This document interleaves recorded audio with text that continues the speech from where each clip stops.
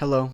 As you may have noticed, I have not posted in a long while, and among other reasons, it was mostly because when I went to college, I was in no way capable of balancing creating and editing these videos with everything else I planned on and was doing at the time. But not to worry, because today I have a great video planned for y'all where I will be talking about just that: how to survive your freshman year at college. If you're new here, welcome, and if you aren't new here, is it weird that I all of a sudden have a beard? Anyways, in today's video, we will be going through my first year of college, and while most of the time I will probably be yapping, I will try to sprinkle in a little bit of useful information that you can use when you go off to college. If you enjoy the video, subscribing is a great way to support the channel, and if there's anything else you would like to see in the future, comment it down below and I will try to make it happen. Without further ado, let's get into it.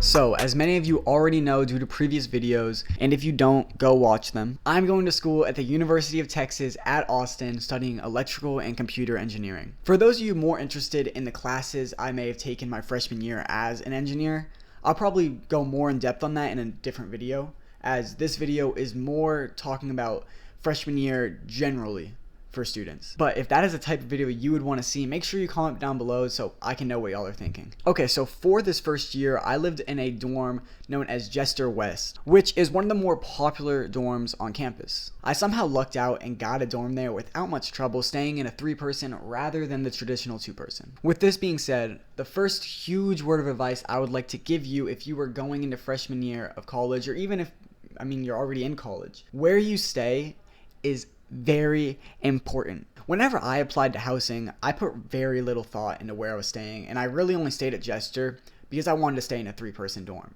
I just think living with 2 other people rather than 1 is funny, honestly. That was why I did it. But little did I know, it completely shaped my entire first year experience staying there at Jester West. Right next to Jester is the gym where I played basketball very often, and it took a lot of my time. And right next to Jester West is the library where I ended up designating as my favorite studying spot for 6 months of my freshman year. And Jester West is completely across campus from West Campus, where my sister lives and where a lot of my friends had stayed. So because I chose Jester West rather than another dormitory, it changed who I hang out with. It changed what I did on most days, and it changed obviously the distance I had to walk from dorm to class and from class to dorm. And even though it's not much of a difference, that extra 2 minutes walking is the difference between me wanting to go across campus to hang out with friends and me deciding that staying in my dorm and playing video games is the best option. So those are some thoughts that you should put into when you are choosing where you are staying at college. And of course, you can make the most out of any place you choose to live. It still completely alters your college experience, and I would urge you to put more thought than I did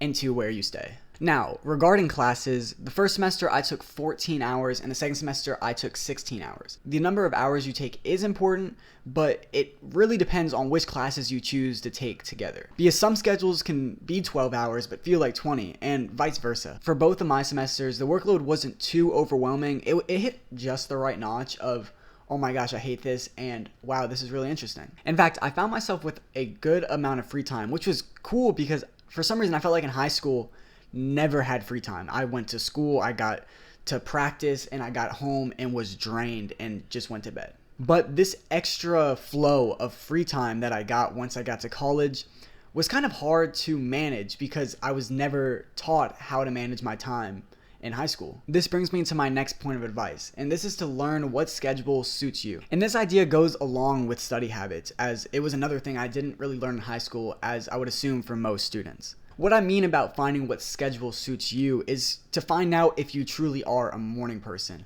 Because in high school, I was such a morning person. I would wake up early and go to practice or go to school, and I would love to start my day when the sun is not even up yet. I get to college and I'm kind of still the same way, but that bed a little more comfortable by 8 o'clock than it used to be. I am just saying. So it took a lot of trial and error to find out when I wanted to wake up, when I wanted to do homework, when I wanted to study, and also what class times I wanted to choose, because obviously the first semester was the guinea pig. I didn't really know exactly which times were more beneficial. If I wanted to have more classes on Tuesdays or Wednesdays or Thursdays, or any class on Fridays, as many other students do not even attempt. And that's really important, because realistically, having a schedule that doesn't really suit you is just more draining than it has to be. If you love waking up in the morning, then you should wake up in the morning. You should have 9 a.m. classes, 8 a.m. classes.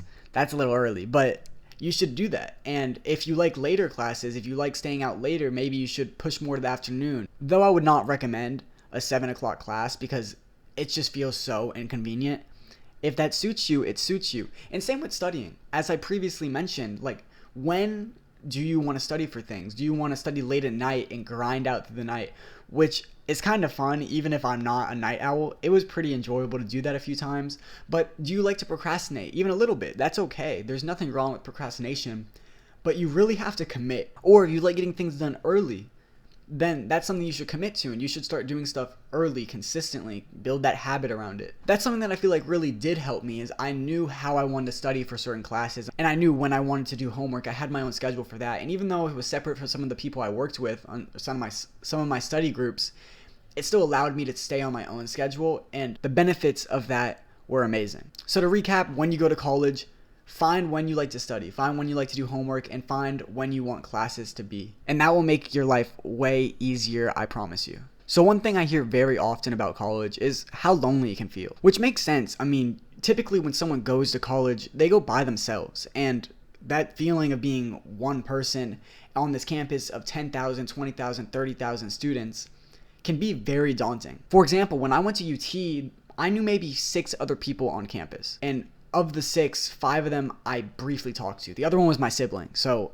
I don't really count it. But shout out Kira, I guess. But that feeling of being on campus and not really having anyone to talk to can be scary. So a valuable outlook to have when going to college is understanding that you aren't alone. Which sounds really cheesy, and it kind of is, but it's true, as most people who go to college, as I said, are going alone. So this is a perfect opportunity to talk to somebody. I guarantee you that first day of class, if you go up to someone and say, "Hi, how's your day?" they're gonna happily answer you, because they are feeling the same thing you are. And I saw this firsthand, as in the first semester, I made friends pretty quickly and it worked out fine. But when I got to the second semester, I ended up taking different classes than all of my previous friends, which they're still my friends, but they just weren't in any of my classes. I was kind of content with the fact that I already know people here. I don't need to talk to anyone. Within a few weeks of sitting in those classes by myself, it got pretty lonely. And even though I had people to talk to, it's different when you're going to class every day and don't say a word to everyone, and you're sitting in class and you don't say a word to anyone except for, "Yeah, you can sit there," or "No, I don't know what we're doing today." And that starts adding up. And by the end of the second semester, I could see where people were coming from when they said that college was lonely, because it can be lonely. But as I said, it's typically on both sides. And when I starting conversations with people, they answered back and they were nice, and I made friends. And even though it was scary, don't get me wrong, I'm a very social person and it was still scary to me, it's worth it in the long run, and you will love yourself for it by the end of your freshman year. So I urge you, if you're going to college, just to step out of your comfort zone just a tad. You don't have to do it much, just say hi and see what happens. With that being said, I decided today was not going to be a story time with me yapping about everything that came to mind, and I wanted it more to be advice for anyone who is scared to go to college. Don't worry, it's really not that bad, and whenever they say in high school that it's so much harder and you're gonna have to work way harder, it's true in a sense, but you also grow and it makes it easier and it becomes easier, so don't be scared about that aspect. But anyways, if you have any more questions about my freshman year at college, drop them in the comments. Maybe I'll make a video on it, maybe I'll just tell you about it. And yep, that's about it for this video. So I do want to say one more thing. Thank you for everyone who's been tuning in to my AP testing scores video again. I mean, it is that time of year, so I kind of understand where it's all coming from. But still, it's really cool and it's really motivating when I open my phone and I see that my video got another 10,000 views, which is crazy. Like 10,000 people? That's a lot. That is crazy. I think there might be more views on the video than students at UT now. I'm not sure if that's true. I'll have to check that, but I just find that insane. So thank you for everyone who's tuning in. But if you enjoyed, subscribing is a great way to support the channel. And do you hear my dog? Like, their little footsteps are outside the door. It's kind of cute. I want to bring her in here, but she's like a monster and she'll knock over everything. Maybe dog reveal in the future. who knows? But yeah, thank you for watching. See you next time, and of course, stay curious.